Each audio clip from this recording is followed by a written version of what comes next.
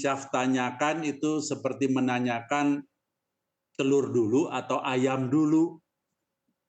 Ini memang sudah sekian tahun menjadi pembahasan, dan saya ingat sekali ketika saya diundang untuk berbahas dengan petinggi-petinggi PLN. Pada saat itu saya ungkapkan masalah SPKLU. PLN mengatakan, kalau sekarang saya pasang Pak, siapa yang nyetrum, siapa yang charging pada saat itu, ya. Kalau sekarang ya kita tahu bahwa sudah mulai ada lah, tapi kita tidak bisa mengatakan banyak.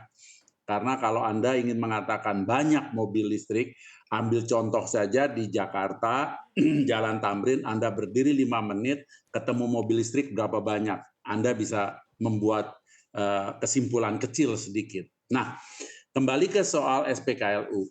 SPKLU ini pekerjaan rumah yang tidak ringan, memakan biaya yang sangat besar. Tolong jangan dibayangkan SPKLU yang sekarang ini sudah ada.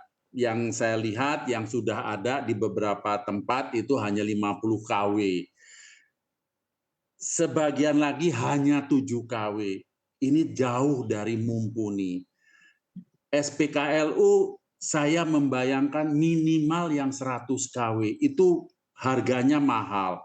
Dan kalau kita katakan di Pulau Jawa mau ditempatkan 1.000, itu pun masih jauh dari kebutuhan.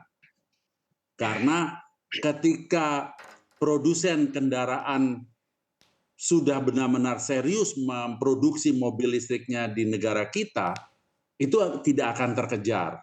Jadi SPKLU ini lama-lama saya berpikir harus seperti apa yang dilakukan oleh Tesla. Kita belajar dari Tesla. Tesla tidak hanya memproduksi mobilnya, tapi juga menyediakan SPKLU-nya. Itu contoh lagi-lagi, saya ambil contoh di Norway, yang SPKLU-nya sudah boleh dikatakan setiap pompa bensin itu ada SPKLU, gitu ya. Jadi orang Norway sudah nggak usah khawatir bahwa kendaraannya di perjalanan antar kota itu kebutuhan SPKLU bisa terpenuhi. Nah, sekarang di kita juga tidak bisa menaruh beban SPKLU itu seluruhnya di pundak PLN. Tidak akan terkejar. Jadi PLN harus bekerja sama dengan pihak swasta. Ketika pihak swasta dilibatkan, bicaranya sudah bisnis. Modal saya kapan kembali? Lagi-lagi kan, telur apa ayam? Mobilnya diproduksi sebanyak-banyaknya atau SPKLU-nya dipersiapkan. Saya kira harus paralel. Paralel ya, berarti SPKLU dan juga mobilnya dikeluarkan, disebarluaskan bersamaan. Saya ingin kembali ke Berimbang. Pak Joko. Pak Joko, kalau kita berbicara tentang bus listrik, Pak, kira-kira insentif yang tepat untuk pembelian mobil bus listrik ini di kisaran berapa, Pak? Karena kan kalau kita tahu harga bus itu tidak murah ya, Pak, ya, di atas 1 miliar. Harganya itu kalau yang bis besar itu sekitar 5,8 miliar nggak salah, ya. Mesti mahal, Nah, jadi jadi itu insentifnya berapa, Pak, ya. Tapi kira-kira, Pak? kalau bandingkan yang BBM itu kan, kalau yang pakai BBM itu bis besar ya, itu kalau nggak salah 2,5 miliar BBM ya, yang besar, yang bagus lah. Tapi kalau itu mau diberikan, mungkin kita belajar dengan Korea Selatan itu sekitar 3,3 miliar ya. Tapi kalau negara mau beli, ya bisa tadi dapat insentif kan, bisa lebih murah, ya kan? Nah, saya seperti tadi keterangan SPKLU Pak Bebin ya. Jadi saya bulan November itu mengikuti tur kendaraan listrik dari Jakarta menuju Bali 4 hari Pak. Ya. Di rest area tersedia memang SPKLU, tapi tidak semua rest area terbatas. Sudah terbatas, kami berpikir pada saat itu, ini memang kalau nanti ada ketersediaan katakanlah mobil beli mobil itu belum bisa diincil untuk antar kota, nggak berani. Bisa mogok di tengah jalan nanti kehabisan energi, pakai towing nanti ya, karena yang bisa didorong gitu kan. Kalau perkotaan mungkin masih bisa, tapi itu pun masih terbatas. Ini kendala juga. Jadi ini nanti PT Inka seandainya ditunjuk untuk memperbanyak itu, dia mempersiapkan seperti di Bandung ya, karena Trans Metro Pasundan, di Surabaya ada Trans Semanggi Surabaya, itu PT Inka itu menyiapkan SPKLU-nya ya.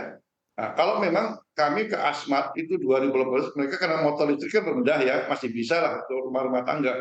Tapi kalau mobil itu memang khusus, biar waktunya cepat. Kami melakukan perjalanan itu ketika mengisi di rest area itu yang terbatas ya, dari ada rest area itu ketika sampai Malang mau ke Surabaya itu cukup lama, berhentinya 4 jam antri bergantian, padahal itu cuma berapa 15 kendaraan, bayangin ya, apalagi Oke. nanti wah saya pikir itu jajarnya harus banyak. Jadi benar Pak Boy katakan, jadi itu harus paralel Harus ya. paralel, baik. Kapan memastikannya? Makanya saya bilang lebih baik public transportnya aja dulu. Oke, Oke, contoh Jakarta sudah memulai ya ya. untuk public transport. Oke, saya ingin kembali ke Pak Bebin. Pak Bebin, sejak tadi Pak Bebin membandingkan keberhasilan Norway dalam menjalankan mobil listriknya di negara tersebut. Dan Norway juga memberikan insentif kepada mobil-mobil listrik yang diberikan ataupun yang dibeli oleh masyarakat. Seberapa efektif Pak sebenarnya ketika insentif tersebut diberlakukan nantinya di Indonesia untuk mendongkrak pembelian, Pak? Kalau unitnya tersedia, rasanya cukup efektif. Tetapi kita mesti lihat efektifnya ini di kelas atau di segmen market yang mana.